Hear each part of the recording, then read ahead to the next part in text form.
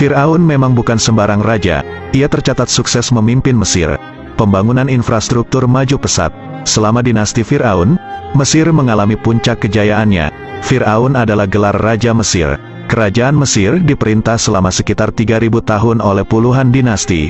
Satu dinasti terdiri atas sejumlah Fir'aun. Fir'aun, yang oleh kegagahannya dan keberhasilannya dalam menjayakan negeri Mesir semasa Nabi Musa dilahirkan, telah berani menganggap dirinya paling berkuasa. Rakyat menerima saja segala tuntutan Fir'aun.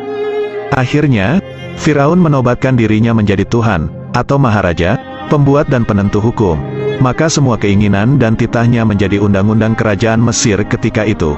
Rakyat akhirnya ditindas oleh Fir'aun, yang sudah mulai menganggap dirinya tidak pernah bersalah. Ketika Musa, sesudah menerima wahyu, menyatakan kepada Fir'aun, bahwa Tuhan satu-satunya yang benar dan paling berkuasa ialah Allah pencipta seluruh alam. Maka Fir'aun dengan bangganya menjawab, "Aku tidak menyangka, bahwa kalian masih punya Tuhan selain diriku." Al-Qasas ayat 38. Nabi Musa dan para pengikutnya pun dikejar-kejar oleh pasukan Firaun. Namun, mereka terjebak di ujung perbatasan dengan laut sehingga tak ada jalan keluar kecuali melewati laut yang dikenal dengan nama Laut Merah. Jumlah mereka saat itu sangat banyak. Ada yang mengatakan bahwa jumlah kuda mereka saja sekitar 100.000 dan jumlah pasukan Firaun secara keseluruhan tidak kurang dari 1.600.000 orang dengan persenjataan lengkap. Sedangkan jumlah Bani Israel yang bersama Nabi Musa hanya berjumlah 600.000 orang dengan perlengkapan seadanya. Ketika Nabi Musa sudah sampai tepi laut, maka Yusya bin Nun yang sedang naik kuda di sebelahnya bertanya kepada Nabi Musa, "Ke arah mana Tuhanmu memerintahkan untuk berjalan?" Nabi Musa menjawab, "Ke arah depan." Maksudnya, lautan. Maka Yusya bin Nun masuk ke dalam laut dengan naik di atas kuda, kemudian kembali lagi sampai diulangi 3 kali. Kemudian Allah menurunkan wahyu kepada Nabi Musa untuk memukul lautan dengan tongkatnya sebagaimana dalam firman-Nya. "Pukullah laut itu dengan tongkatmu." Quran Surah Asy-Syu'ara ayat 63. Nabi Musa memukul laut dengan tongkatnya, maka terbelahlah laut tersebut.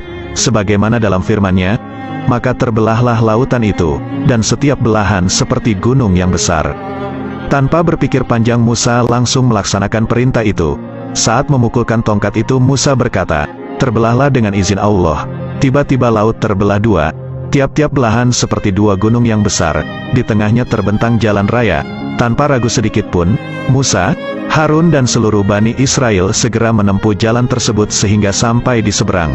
Sungguh mereka menyaksikan peristiwa yang luar biasa, mukjizat dari Allah. Setelah sampai di seberang, Musa ingin memukul sekali lagi agar laut yang terbelah kembali bertemu. Tetapi Allah mencegah Musa, "Biarlah laut itu tetap terbelah agar Firaun dan bala tentaranya menyusul." Allah berfirman, "Dan biarkanlah laut itu tetap terbelah. Sesungguhnya mereka adalah tentara yang akan ditenggelamkan." Quran Surah Ad-Duhan 44 ayat 24. Melihat laut terbelah, Firaun masih sempat menyombongkan diri kepada pasukannya. Dia berkata, "Lihat laut terbelah untukku." Maka masuklah Firaun dan bala tentaranya ke jalan raya tersebut mengejar Musa dan Harun serta Bani Israel. Tapi persis saat mereka berada di tengah perjalanan, Allah perintahkan Musa kembali memukulkan tongkatnya ke laut. Maka laut kembali bertemu dan tenggelamlah Firaun dan para pembesarnya serta seluruh bala tentaranya. Sekarang raja yang sangat perkasa, sombong, lalim dan sangat kejam tersebut tidak berdaya sama sekali menghadapi gelombang laut yang begitu besar membanting tubuhnya ke sana kemari di tengah lautan yang dalam tersebut. Pada saat itu barulah Firaun menyatakan beriman kepada Tuhannya Bani Israel. Tapi kesadarannya sudah terlambat, Allah menolaknya. Setelah Firaun mati tenggelam, Allah menyelamatkan jasadnya agar menjadi pelajaran bagi umat manusia yang datang belakangan. Jasad Firaun kemudian terdampar ke pantai, ditemukan penduduk Mesir lalu dibalsem sehingga masih terjaga sampai sekarang di Museum Et-Tahrir di Kairo, Mesir.